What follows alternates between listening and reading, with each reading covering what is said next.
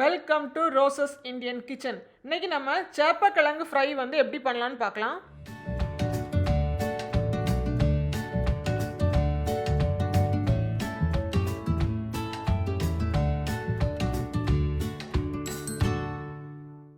சேப்பக்கிழங்கு வந்து ஃப்ரை பண்ணுறதுக்கு எடுத்து வச்சுருக்கேன். இதை நம்ம தண்ணியில் போட்டு நல்லா அவிச்சு எடுத்துக்கலாம்.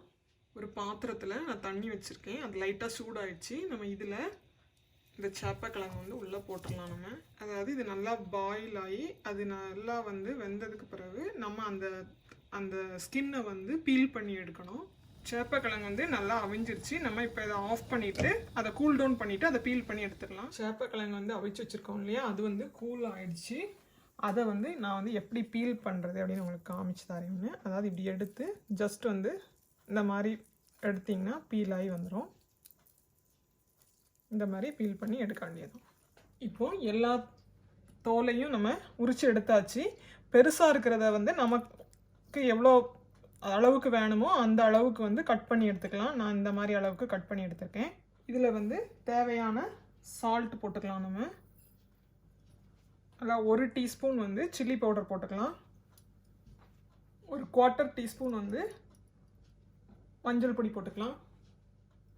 1 டீஸ்பூன் வந்து ரைஸ் ஃப்ளார் போட்டுக்கலாம். நம்ம இந்த அரிசி மாவு நம்ம எதுக்கு போடுறோம் அப்படின்னா அது வந்து கொஞ்சம் கிறிஸ்பினஸ் கொடுக்கும், அதனால் போட்டிருக்கோம்.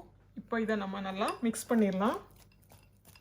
இந்த மாதிரி வந்து ஷேக் பண்ணி, அதாவது தண்ணிலாம் எதுவுமே விடாமல் தான் நம்ம மிக்ஸ் பண்ணியிருக்கோம். ஏன்னா இதில் தண்ணி விட்டீங்க அப்படின்னா அந்த சேப்பக்கிழங்கு ஆல்ரெடி வந்து அது வந்து கொஞ்சம் கொல அந்த மாதிரி இருக்கும்.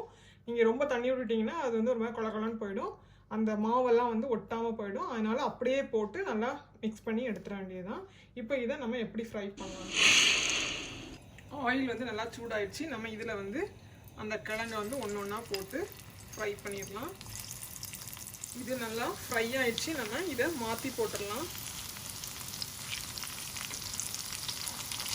நல்லா ஃப்ரை ஆயிடுச்சு. நம்ம இப்போ இதை எடுத்துடலாம்.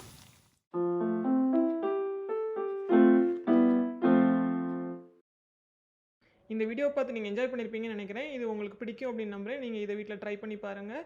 மறக்காமல் லைக் பண்ணுங்கள், ஷேர் பண்ணுங்கள், கமெண்ட் பண்ணுங்கள், சப்ஸ்கிரைப் பண்ணுங்கள். இன்னொரு ரெசிபியோட அகைன் உங்களை மீட் பண்ணுறேன். பாய்.